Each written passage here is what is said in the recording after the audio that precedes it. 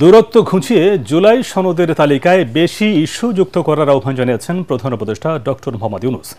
Foreign service একাডেমিতে জাতীয় ঐকমত্য কমিশনের সর্বদলীয় বৈঠকে এ আহ্বান জানান তিনি। জানান, সবার মতামতেই চূড়ান্ত করা হবে জুলাই সনদ। এ সময় প্রধান উপদেষ্টা বলেন, বিভক্তি নয়, করতে হবে ঐক্যবদ্ধ হওয়ার রাজনীতি। বিস্তারিত জানাচ্ছেন একরামুল হক সায়েম। দ্বিতীয় দফায় সর্বদলীয় বৈঠক করল জাতীয় ঐকমত্য কমিশন।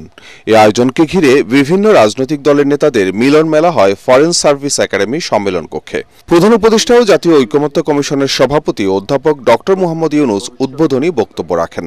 বলেন, জাতির প্রকৃত ভবিষ্যৎ রচনা করছে ঐকমত্য কমিশন। সবাই মিলে বাংলাদেশের প্রকৃত ভবিষ্যৎ রচনা করা হচ্ছে, এটা আমাকে শিহরণ জায়গায় অত্যন্ত আনন্দিত হয়েছে যে কত গভীরভাবে আপনারা এটাতে গিয়েছেন এবং শুধু ওনাদের সঙ্গে কমিশনের সঙ্গে আলাপ করে না, নিজেদের ভেতরে আলাপ করেছেন এবং আন্তরিকভাবে বুঝে আমাদেরকে বলার চেষ্টা করেছেন, আপনাদের সঙ্গে বিতর্ক করেছেন কমিশনের সঙ্গে। এটা আমাকে অত্যন্ত হৃদয়ে টাচ করে আমাকে, যে এরকম আগ্রহ নিয়ে সবাই যদি আমরা বসি, নিশ্চয়ই একটা ভালো কিছু এর মধ্যে থেকে আসবে। সঠিক প্যাড আর সঠিক তথ্য দিয়ে ইস্যু সামলে নিব এক হয়ে। Mona Lisa sanitary napkin. জুলাই সনদের মাধ্যমে অনেকগুলো বিষয়ে একমত হওয়ার গুরুত্ব তুলে ধরেন প্রধান উপদেষ্টা। আশা করেন বিভিন্ন বিষয়ে দূরত্ব কমার।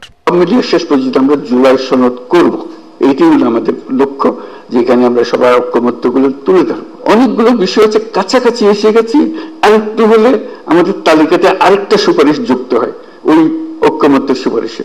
তো এই সুযোগ যেন আমরা হারিয়ে না ফেলি।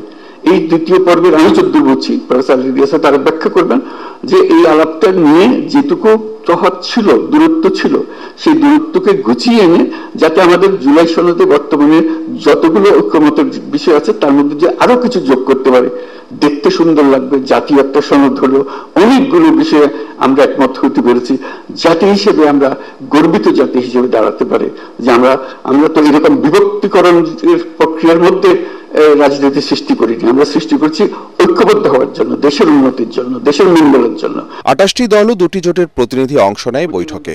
বিএনপি, জামাত ও এনসিপির 3 জন করে প্রতিনিধি ও অন্যান্য দলের 1 জন করে প্রতিনিধি বৈঠকে অংশ নেন। একরামুল হক সায়েম, এটিএন বাংলা, ঢাকা।